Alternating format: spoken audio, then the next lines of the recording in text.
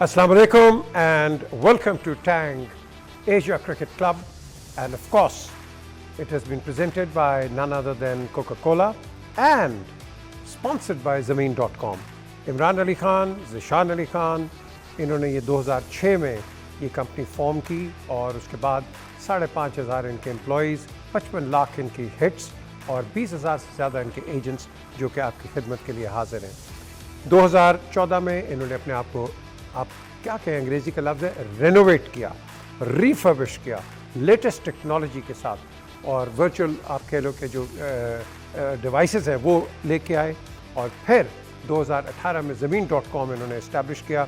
उसके बाद इनकी पेरेंट कंपनी है EMPG, जिन्होंने OLX को एक्वायर किया और आज ये $1 बिलियन की यूनिकॉर्न कंपनी है। वेल डन ज़मीन.com। और क्रिकेट पर जब हम आते हैं, courtesy of all the three people, Tang, Coca-Cola and Zameen.com, ये ज़रूर बताएं कि कल का जो मैच था हांगकांग का और किंग कॉन्ग का, मैं तो हमेशा कभी भी क्रिकेट हो, मैंने जितनी खेली है, मैं हमेशा कहता हूँ क्रिकेट जो है लास्ट बॉल तक जब नहीं होगा आप उस पर रिज़ल्ट नहीं ले सकते। लेकिन कल किंग कॉन्ग ही था और हांगकांग ही था, और सलीम मलिक बिल्कुल सही थे कल कि ये मैच नहीं है। रऊफ भी यही बात कर रहे थे, लेकिन कल एक एक्चुअली मिस मैच हो गया था। क्यों सलीम? टोटल ही चाहिए था, पीछे कोई मैच था ही नहीं। मैंने आपको, लेकिन इंडिया के साथ अच्छा खेले। देखें वो भी, अगर आप, मैंने कहा था कि जब आप इतना स्कोर कर जाती है, कोई बड़ी अच्छी टीम जो 190 प्लस कर जाती है, फिर वो रिलैक्स कर जाती है। पाकिस्तान ने रिलैक्स नहीं किया, वो अपनी स्ट्रेंथ के साथ खेलते रहे। फिर दूसरी बात ये थी कि मैंने कहा था कि ये मैच जैसे ही मैच होते जाएंगे ये विकेट स्लो होती जाएगी, और आप देखो हमारे स्पिनर्स ने आउट किया है, 3 नवाज़ आउट कर गया, 4 शादाब ने आउट किए। और प्लस दूसरी बात ये कीजिए कि जो बंदे फुल टाइम क्रिकेट नहीं खेलते, बेचारे, कोई यूनिवर्सिटी में, अभी डॉक्टर मुझे बता रहा था, कुछ लेक्चर देते हैं यूनिवर्सिटियों में, कोई कहीं, वो अपनी रोज़ी कमाएंगे कि वो क्रिकेट की तरफ आएंगे, क्योंकि उनको पाकिस्तान या इंडिया तो है नहीं कि रिलीज़ कर देंगे कि जाके क्रिकेट खेलो। तो बड़ा मुश्किल होता है, क्योंकि आप जिद कर रहे थे कि तुसी तो लगता सी शेर ना ले हो, पाकिस्तान ना लाई नहीं। मैं कदे किसी को साइड लेती नहीं। देखो जी, मैं हमेशा फेयर रहा हूँ, कैप्टनसी में भी उस तरह मैंने खेली है, ऑर्डिनरी क्रिकेट में, क्योंकि क्रिकेट बड़ी अनसर्टन गेम है ये। नहीं है, मगर आप देखो ना, कोई मैच नहीं था। अगर आप देखो श्रीलंका का मैच हो रहा होता ना, तो मैं कहता हाँ यार, एक इंटरनेशनल टीम है, वो पाकिस्तान को मैच फंसा सकती है, अफ़गानिस्तान के ख़िलाफ़ हो, आप कह सकते हैं कि यार ये एक अच्छी टीम है, ये मैच मुकाबला दे सकती है। वो हांगकांग, वो बेचारे बड़ी मुश्किल से क्वालिफाई करके आए हैं, तो मेरे ख्याल में वो क्वालिफाई कर जाना ही उनके लिए बहुत बड़ी बात थी। सो बेसिकली लोग ये जो बात कर रहे हैं वो प्रैक्टिस कराने के लिए आए इस टूर्नामेंट। नहीं, एक्चुअली जो क्वालिफाई करती है वो आती ही प्रैक्टिस करवाने के लिए है, उसका कोई चांस नहीं होता अनलेस कि वो पता नहीं कोई मिरेकल हो जाए, अदरवाइज ये प्रैक्टिस के लिए ही होते हैं। आप देखो उन बेचारों ने बड़ी मुश्किल से, वो किसी के साथ इंडिया के ख़िलाफ़ 150 कर लिया, तो हम कह रहे थे कि जी वो पता नहीं क्या कर देंगे। कुछ नहीं हो सकता, ऐसी टीमें बस प्रैक्टिस करवाने ही आते हैं। एक बड़ी इंपॉर्टेंट बात की सलीम ने कि पाकिस्तान में वो इंडिया की तरह ज़रा रिलैक्स नहीं हुए, फुल फोर्स से गए, और फ़खर ने जो बैटिंग की है कल, आउटस्टैंडिंग बैटिंग। क्यों? बिल्कुल, मेरा ख्याल है कि इस मैच में जिस तरह सलीम भाई ने कहा, बिल्कुल एग्जैक्टली दुरुस्त कहा उन्होंने, कि इससे कुछ नहीं था सिवाय इससे कि जो पाकिस्तानी बैट्समैन थे उनको जो आइंदा आने वाले मैचेस थे उनके लिए एक अच्छी प्रैक्टिस मिल गई। और इसमें जो लास्ट मैच आपने देखा, उसमें जो पाकिस्तान के विकेट कीपर हैं रिजवान, वो अच्छी बैटिंग नहीं कर सके, मगर इस मैच में उन्होंने 70 रन स्कोर किए। उसके बाद फ़खर जमान नहीं चल सके थे इंडिया के ख़िलाफ़, तो इस मैच में उन्होंने 56 रन की इनिंग खेली।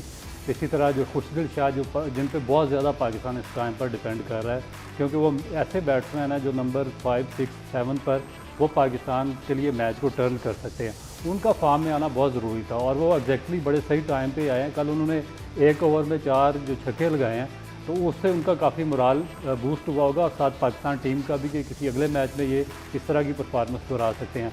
तो ओवरऑल अगर देखा जाए तो पाकिस्तान के लिए बहुत ही एक फ़ायदेमंद मैच था, क्योंकि इसमें जितने भी आउट ऑफ फॉर्म बैट्समैन थे इस टूर्नामेंट में पाकिस्तान के, उनको प्रैक्टिस का पूरा चांस मिल गया। जहाँ तक आपने हांगकांग की बात की है, तो मेरा ख्याल है कि उनकी बैट्समैन थे, उन्होंने इंडियन बॉलर को ज़रूर टेक ऑन किया पिछले मैच में, क्योंकि वो एवरेज भुवनेश्वर कुमार हैं उनके जो मेन बॉलर हैं, उनकी पेस 125 126 है। उसके बाद जो दोनों सिंह और खान हैं उनकी जो बॉलिंग पेस भी इतनी ज़्यादा नहीं है, उनको इस तरह इसलिए उन्होंने मीडियम पेसर का टेक ऑन कर दिया। मगर कल आपने देखा होगा कि जब शाहनवाज दानी और नसीम शाह ने बॉलिंग की, आरिस रऊफ़ ने, तो उनके जो मेन ओपनिंग बैट्समैन थे वो विकेट से नीचे उतर रहे थे।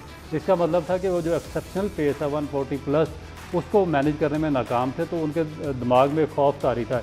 इसी वजह से वो नसीम शाह के पहले ओवर में 2 विकेटें गिर गई और उसके बाद पाकिस्तान ने एक कंप्लीट उनको डिज़ास्टर कर दिया, मैच से बाहर कर दिया। तो मेरा ख्याल है कि ओवरऑल पाकिस्तान के लिए ये मैच बहुत अच्छा होगा। और पर्टिकुलरली ये जिन लड़के जो स्लाइटली आउट ऑफ फॉर्म में आगे सारे, बिल्कुल इसमें एक नहीं होगा जिस तरह टूर्नामेंट के शुरू में हुआ था। अच्छा, अगर आप दोनों को देख लें कि ये जब फर्स्ट 5 ओवर्स होते हैं आपके, उसके अंदर हमने अफ़गानियों को देखा है ये कुछ ज़्यादा दिलेर होकर खेलते हैं।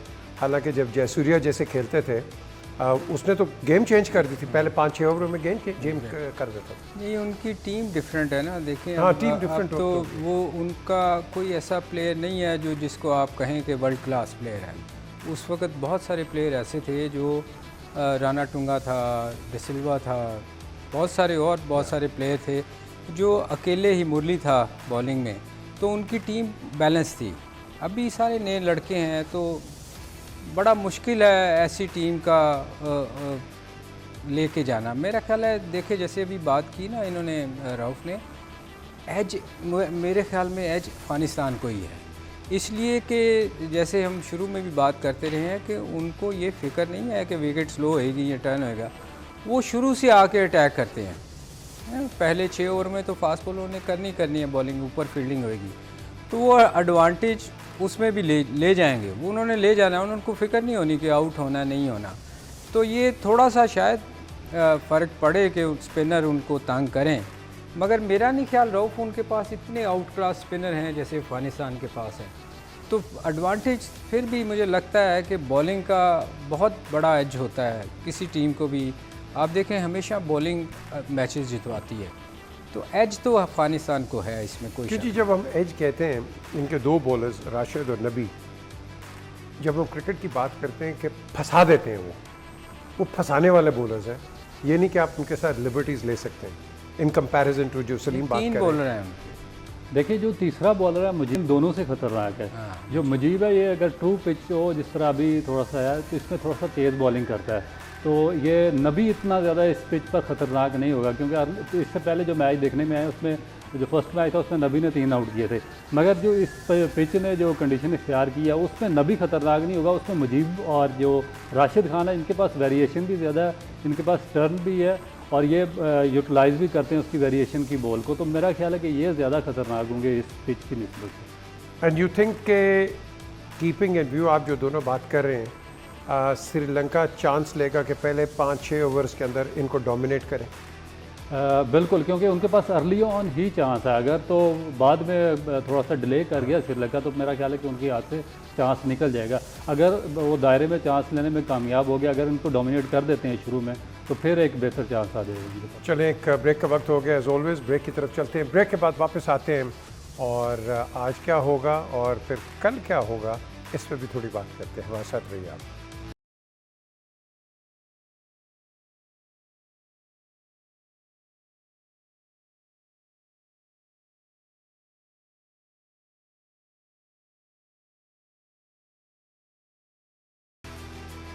Welcome back to Tang's Asia Cricket Cup Cricket Hangama, presented by Coca-Cola. हंगामा जब हम कहते हैं, हंगामा तो अब शुरू होगा, सुपर 4 शुरू हो गया, हंगामा भी शुरू हो जाएगा। कल इंडिया पाकिस्तान का मैच, इस पर बात करेंगे। But this program has also been sponsored by none other than Zameen.com. Zameen.com 2006 में फॉर्म किया इमरान अली खान, ज़िशान अली खान ने, और 5,500 employees, 55 lakh hits on the website, 20,000 इनके एजेंट।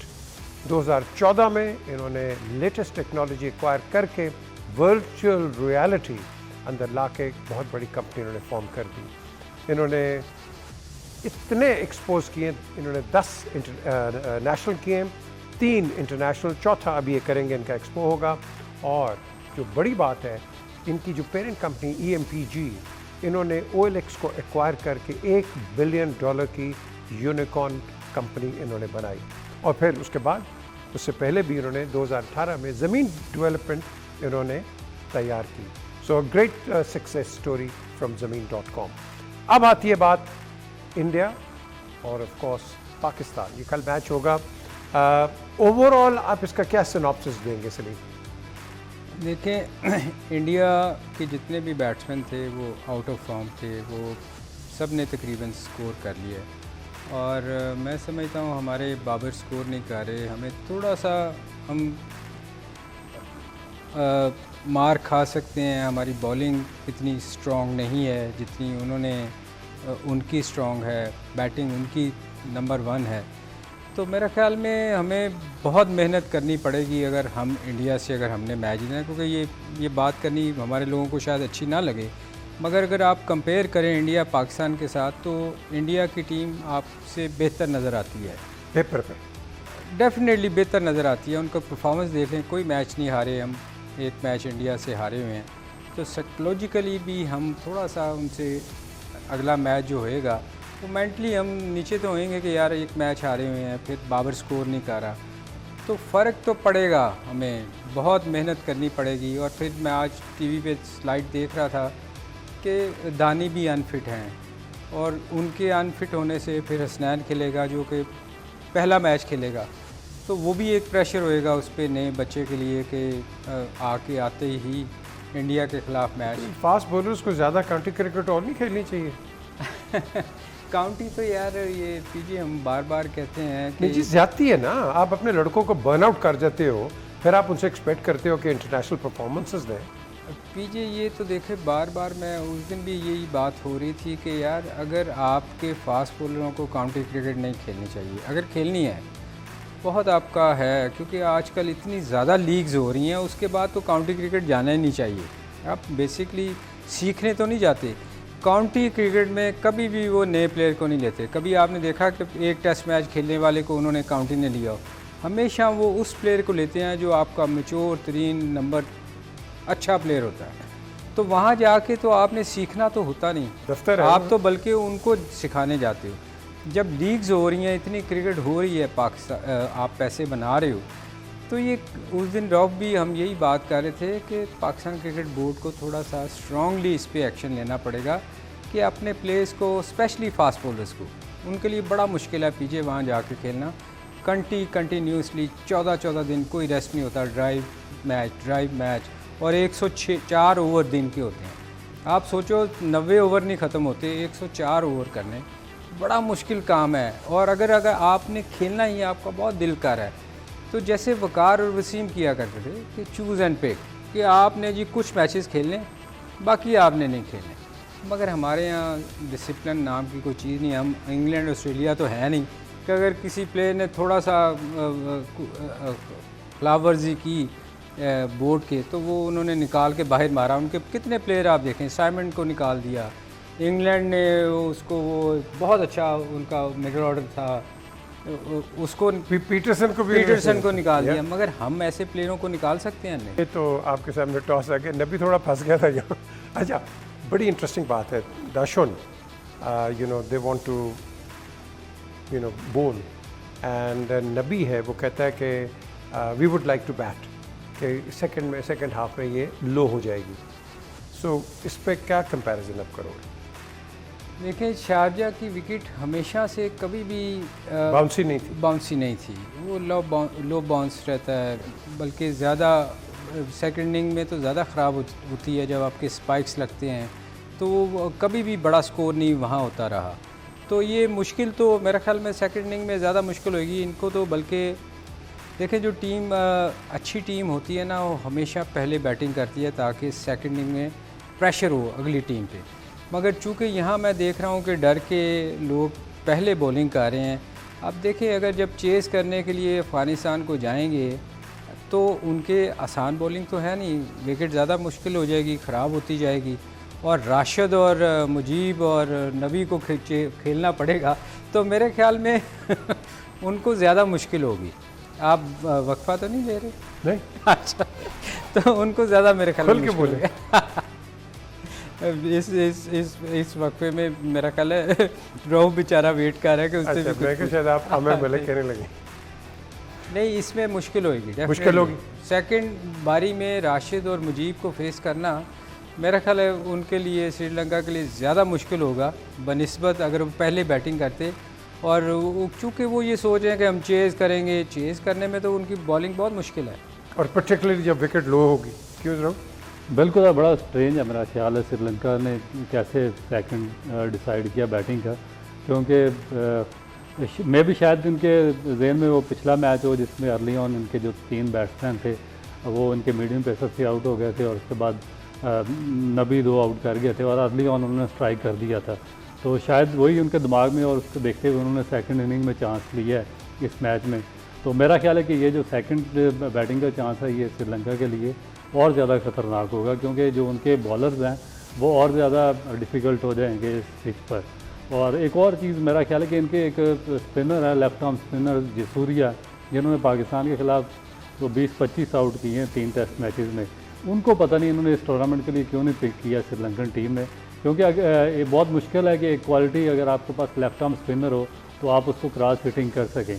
अगर वो यहाँ पर होते तो मेरा ख्याल है कि बहुत बड़ा इम्पैक्ट क्रिएट कर सकते थे इस टूर्नामेंट में, मगर ये आई डोंट नो श्रीलंका की सिलेक्शन कमेटी ने क्या सोचा और उनको इस टूर्नामेंट में क्यों नहीं पिक किया।